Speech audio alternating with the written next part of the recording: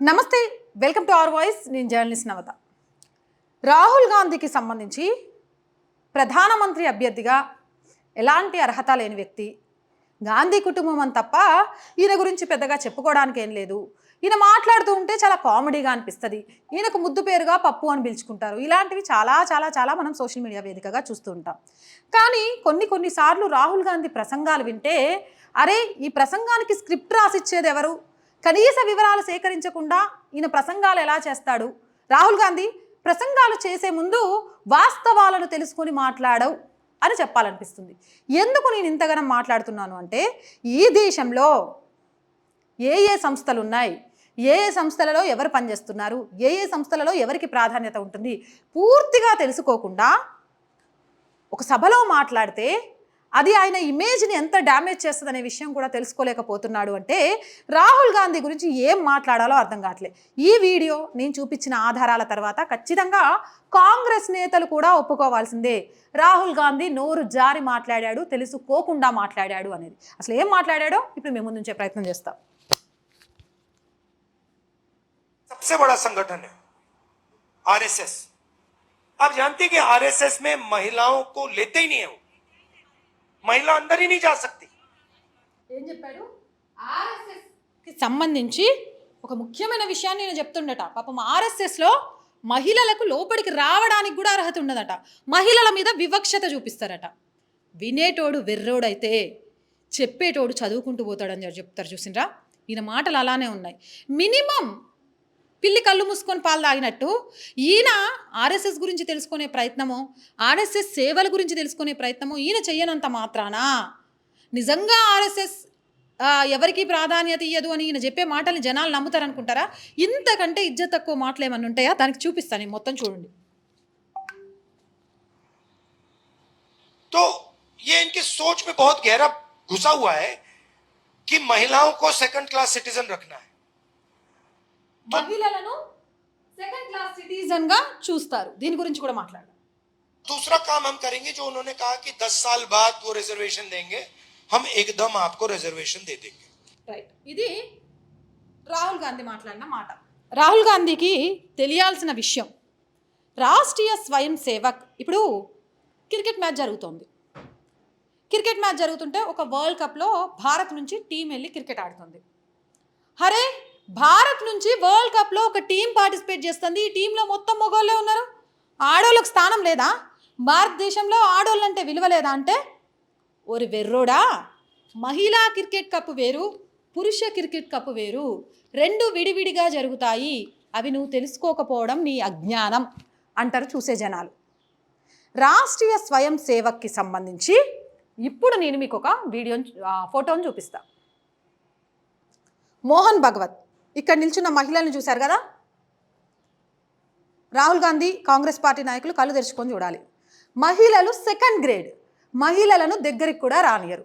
రాష్ట్రీయ స్వయం సేవక్లో మహిళలు ఉండరు అనే వాళ్ళకి ఇక్కడ జరుగుతున్న కార్యక్రమంలో మహిళామూర్తులకే పూజ చేస్తున్నారు. కళ్ళు పెద్దవిగా చేసుకొని చూడాలి. అండ్ దీంతో పాటు ఇంకొన్ని ఫోటోలు మీకు చూపిస్తా. రాష్ట్ర సేవికా సమితి ప్రతిజ్ఞ చేస్తూ మహిళలు మోహన్ భగవత్తో పాటు ఆర్ఎస్ఎస్ మిగిలిన కొంతమంది నాయకులతో మహిళలు కూడా సమానంగా ఎలాంటి వివక్షత లేకుండా దేశాన్ని ప్రేమిస్తాము, కష్టాల్లో ఉన్నప్పుడు కులమతాలకు అతీతంగా సాయం చేస్తాము, ఉగ్రవాదులు చచ్చినా కూడా అక్కడే సహాయక చర్యలు చేపట్టాల్సి వస్తే వెళ్తాము, పాకిస్తాన్ ఆఫ్ఘనిస్తాన్ ఇలా దేశం ఏదైనా సహాయం కోసం ఎదురు చూసే ప్రజలకు అండగా ఉంటాము, ఆకలితో ఉన్న వాళ్ళకి కులమతాలకు అతీతంగా కరోనా టైంలో సేవలు అందించాము, ఇలా చేయడానికి రాష్ట్రీయ సేవికా సమితి ఎప్పుడూ సిద్ధంగా ఉంటుంది అంటూ మోహన్ భగవత్తో కలిసి ఇలా ఎన్నోసార్లు ఎన్నో విషయాల్లో ప్రతిజ్ఞలు చేసిండ్రు. రాష్ట్రీయ స్వయం సేవక్ అనేది భారత్లో మగవాళ్ళ క్రికెట్ టీం అయితే, రాష్ట్ర సేవికా సమితి అనేది మహిళా క్రికెట్ టీం. ఇప్పుడు రాహుల్ గాంధీని అసలు ఏమనాలా? వీళ్ళు ఇప్పుడు మీకు సెకండ్ గ్రేడ్ లాగా ఎక్కడైనా కనిపించిండ్రా? మహిళలు సెకండ్ గ్రేడ్ ఎక్కడైనా అనిపించిందా? ఇంకా నేను చూపిస్తాను. కొన్ని ఫొటోసే నేను గ్యాదర్ చేయగలిగాను, ఇంకా చాలా ఫొటోస్ ఉండే. ఇగో రాష్ట్రీయ సేవికా సమితి, వీళ్ళు ఎలాంటి కార్యక్రమాలు చేస్తారు, ఏం చేస్తారు, మహిళల్లో చైతన్యం ఎలా కలిగిస్తారు, అనేక విషయాల విషయంలో వీళ్ళు సేవలు అందిస్తారు. ఇక కాంగ్రెస్ లాగా మేము న్యాయ జోడో యాత్ర చేస్తున్నామని 200 నేను సోషల్ మీడియాలో విన్నా, 200 సంఘాలు ఏవో వెనక నుంచి మనకు సపోర్ట్ చేస్తే చేయడం కాదు, మనం ఎంత సేవ చేస్తున్నాం అది దేశానికి మనం చేసే సేవ, ఇది 10 మంది గొప్పగా మా గురించి చెప్పుకోవడం కోసం చేసే సేవ కాదు అని వాళ్ళ ఉనికిని కూడా బయటికి రానివ్వకుండా సేవ చేస్తూ ఉంటారు. రాష్ట్రీయ సేవికా సమితి ఒకటి ఉంటుంది అని కూడా తెలియని వ్యక్తి రాహుల్ గాంధీ. ఆయన చూస్తే నవ్వుదామా, జాలిపడదామా, బాధపడదామా? రైట్. ఇంకొక విషయం రాహుల్ గాంధీ మాట్లాడింది మనందరం వినాల్సిన విషయం. उनका सबसे बड़ा सब तो ये इनकी सोच में बहुत गहरा घुसा हुआ है कि महिलाओं को सेकंड क्लास सिटीजन रखना. మహిళలు second class citizens. Sir, Swathi Maliwal అనే ఒక మహిళ గురించి మీకు తెలుసా? మీరు పొత్తు పెట్టుకున్న ఆమ్ ఆద్మీ పార్టీ నేతలు పీరియడ్స్లో ఉన్న ఒక ఆడపిల్లని అడ్డదిడ్డంగా కొట్టారు. ఏం చేశారు మీరు? రాష్ట్రపతిగా ద్రౌపది ముర్ము పోటీ చేస్తున్నప్పుడు మహిళ గౌరవించాలి, మహిళలకు తోడ్పాటు అందించాలి అనే విషయాన్ని ఎక్కడ మర్చిపోయారు మీరు? అయినా శక్తిని వినాశనం చెయ్యాలి అని ఆలోచించే మీరు మహిళా శక్తి గురించి మాట్లాడటం విడ్డూరంగా ఉంది. శక్తి అంటేనే ఒక మహిళ, ఆదిశక్తి, పరాశక్తి, భోజనాన్నిచ్చే అన్నపూర్ణ శక్తి, మనల్ని బరువును మోస్తున్న భూశక్తి, ఇలా ప్రతి దాంట్లో శక్తిగా ఒక మహిళను చూస్తున్నప్పుడు ఆ శక్తిని అవమానించిన మీరు మహిళలను వేరొకరు సెకండ్ గ్రేడ్గా మాట్లాడుతున్నారు అని చెప్పడం ఇంకా విడ్డూరంగా ఉంది. వీటన్నిటికంటే అయోధ్యలో రామ్లల్లా విగ్రహ ప్రతిష్ఠ జరిగి అందరూ ఎంతో రామనామ తన్మయత్వంతో మురిసిపోతుంటే నా చోకా రాణి అని ఐశ్వర్యరాయ్ గురించి అవహేళనగా మాట్లాడిన మీరు మహిళా శక్తి గురించి మాట్లాడితే విడ్డూరంగా ఉంటుంది.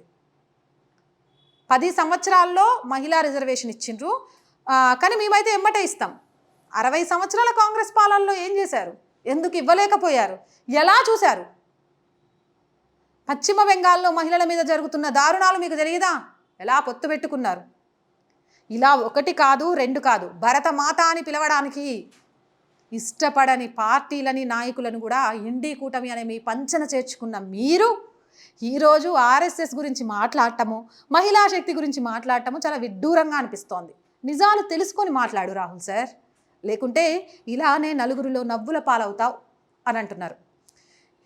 రాష్ట్రీయ స్వయం సేవక్ అనేది పురుషులు ఆర్ఎస్ఎస్ కోసం పనిచేస్తే, రాష్ట్రీయ సేవికా సమితి అనేది ఆర్ఎస్ఎస్ తరపున మహిళా విభాగం. ఇక్కడ ఏ విభాగానికి ఆ విభాగం ఉంటుంది. ఆ విభాగం ద్వారా దేశంలో అత్యవసర పరిస్థితులలో సేవలు చేయడానికి సిద్ధంగా ఉంటారు. ఇక్కడ జెండర్ తేడా ఉండదు. అండ్ ఇంకొక విషయం, ఖచ్చితంగా ఆర్ఎస్ఎస్లో పనిచేస్తున్న వాళ్ళు ఎవరైనా మేము ఆర్ఎస్ఎస్, మేము పనిచేస్తున్నాం, మేము దేశం కోసం ఉన్నామని చెప్పుకోరు. సేవ మాత్రమే చేస్తూ వెళ్తారు. కాబట్టి మనం బురద జల్లే ప్రయత్నం చేసినప్పుడు ముందు మన చేతులకు అంటుకున్న బురదను చూడండి. చల్లితే బురద పడ్డట్టు కాదు, చేతులతో పట్టుకుంటేనే మనకు బురద అంటినట్టు. ఆ విషయాన్ని తెలుసుకొని మాట్లాడితే బాగుంటుంది. ఏదేమైనా ఇప్పుడు మహిళలను సెకండ్ గ్రేడ్గా చూస్తున్న వాళ్ళు ఎవరు? నిజంగా ఆర్ఎస్ఎస్లో మహిళలు ఉన్నారా లేదా, వాళ్ళు ఏం చేస్తూ ఉంటారు అనేది ఈ వీడియో ద్వారా మీకు క్లియర్ అయింది అనుకుంటున్నా. కాంగ్రెస్ నాయకులకు, ముఖ్యంగా రాజీవ్ గాంధీకి అన్నా నెక్స్ట్ టైం ప్రసంగం చేసేటప్పుడు ఇంటర్నెట్లో ఆర్ఎస్ఎస్ సేవికా సమితి అని కొట్టు. సేవికా సమితి ద్వారా చేస్తున్న అనేక కార్యక్రమాలు నీకు కనిపిస్తాయి. అదనే కాదు, ఆర్ఎస్ఎస్కి సంబంధించి ఏం మాట్లాడాలన్నా ముందు ఒక్కసారి ఇంటర్నెట్లో సెర్చ్ చేసిన తర్వాత మాట్లాడు, లేకపోతే ప్రతిసారి ఇలా కౌంటర్లు ఎదుర్కోక తప్పదు. ఈ వీడియోపై మీ అభిప్రాయం ఏంటి? కామెంట్ సెక్షన్లో తెలియజేయండి. మోర్ వీడియోస్ కోసం మన ఛానల్ని వెంటనే సబ్స్క్రైబ్ చేయండి. చాలా మందికి ప్రతిరోజు నేను వీడియోలలో చెప్తూనే ఉన్నాను, అబ్బా ఇది మన ఛానల్, సో ప్లీజ్ వీడియో చూస్తున్న ప్రతి ఒక్కరు కూడా సబ్స్క్రైబ్ చేయండి. మీరు ఎంతమంది సబ్స్క్రైబ్ చేస్తే నాకు అంత బలం, నన్ను ఆదరించే వాళ్ళు అంతమంది ఉన్నారు అనిపిస్తుంది. ఎందుకు అనంటే ఇలా ఇండివిజువల్గా జాతీయవాదాన్ని నడిపిస్తున్న వాళ్ళకు సపోర్ట్గా నిలిచే వాళ్ళు చాలా తక్కువగా ఉంటారు. బట్ అనుకున్న దానికంటే తక్కువ స్థాయిలోనే మీరందరూ టైంలోనే మీరంతా నన్ను ఆదరించారు. So please subscribe our channel. అంతే, ప్రతి వీడియోని లైక్ చేయండి. లైక్ చేయడం ద్వారా ఎక్కువగా వీడియోస్ షేర్ అవుతూ ఉంటాయి. అండ్ సపోర్ట్ కూడా చేయండి. ఎన్నోసార్లు చెప్పాను, దీని గురించి చాలామంది చాలా రకాల కామెంట్స్ కూడా చేశారు. అయినా కూడా చెప్తున్నాను, ఈ ఛానల్ నిలబడాలి అని అంటే నాతో పాటు మీ అందరి సపోర్ట్ కూడా చాలా అవసరం. మనకి ఇంకా రెంటల్ బేస్ మీద ఎక్విప్మెంట్ నడుస్తున్నాయి, ఒక ప్రాపర్ ఆఫీస్ కూడా లేదు. ఇవన్నీ మనవి అనేవి సంపాదించుకోగలిగితే ఖచ్చితంగా ప్రభుత్వానికి ప్రజలకు మధ్య ఒక వారధిగా ఉంటూ జాతీయవాదాన్ని జనాల్లోకి తీసుకెళ్లడంలో మన ఛానల్ తన వంతు పాత్ర పోషిస్తుంది. రేజ్ యువర్ వాయిస్ పేరుతోటి ప్రతి ఒక్కరి వాయిస్ని రేజ్ చేస్తూ ప్రతి సమస్య మీద కూడా కొట్లాడుతుంది. So please support our channel. Support చేయాలి అనుకునే వాళ్ళు సబ్స్క్రిప్షన్ పక్కనే జాయిన్ అనే ఆప్షన్ కనిపిస్తుంది.